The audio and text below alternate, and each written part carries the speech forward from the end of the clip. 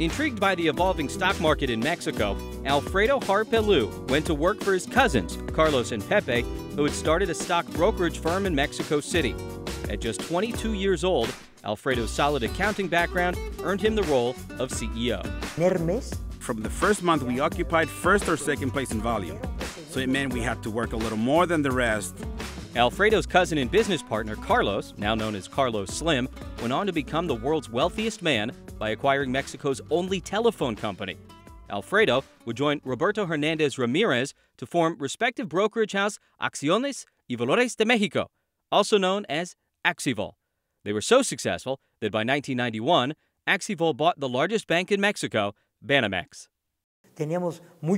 We had very few collaborators, so we invited many investors and businesses of the whole Mexican Republic to enter with us, to take on the risk of buying the biggest bank in Mexico. It was very demanding. I will say it was very tiring.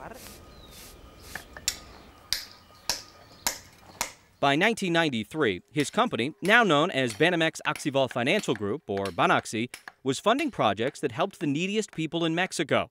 Alfredo helped engineer the delivery of drinking water to 14 areas of Oaxaca, and he gathered unprecedented cooperation from the nation, state, business, and private interests in restoring the convent of Santo Domingo in Oaxaca. That would be a life-changing project. Santo Domingo is the truest example of what can be done. No one can come to Oaxaca without visiting the convent of Santo Domingo. Meanwhile, Maria Isabel Granyan, a doctor of art history, was working to convince Alfredo's company, Banamex, that it should help fund the restoration of more than 3,000 books. The books, many written in the 1500s, would be housed at the restored convent, Santo Domingo.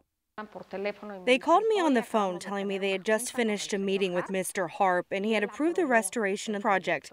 I was thinking, what a nice guy, even if I don't know him personally. Because he spent most of his time in Mexico City, Alfredo had not met Maria Isabel as the restoration of the books began.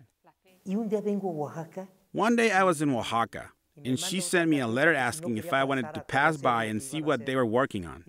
So I said, yeah, sure, why not? I was expecting an older woman of 70 or 80 years of age with a ponytail, but instead she was 27 years old, and we started chatting and discussing if something could be done with the library. Of course I said yeah, and from then on, I started going to Oaxaca on a regular basis. In the ensuing years, their shared passion for Oaxaca, art, history, and Mexican culture grew into love for each other. In 1999, 3 years after they met, they were married in a small, simple 20-minute ceremony. Our desire is to save the history of Mexico. We have a great, rich heritage, which we have shown, and we need to be a generation that is responsible. This is the grand story of not only the library, but that of love, which is changing and transforming Oaxaca. That transformation got a boost in 2001 when one of America's largest financial institutions, Citibank, purchased Alfredo's company, Banaxi. Alfredo and business partner Roberto Hernandez would stay on as chairman. The sale freed up Alfredo and Maria Isabel to spend more time in Oaxaca, doing what they loved most, preserving history and helping others. It's still a short period of time in this life. So what I wanted to do was enjoy what I did in my life, and that's exactly what I'm doing now. Very big projects, especially ones with education, culture, health, ecology, and of course, sports.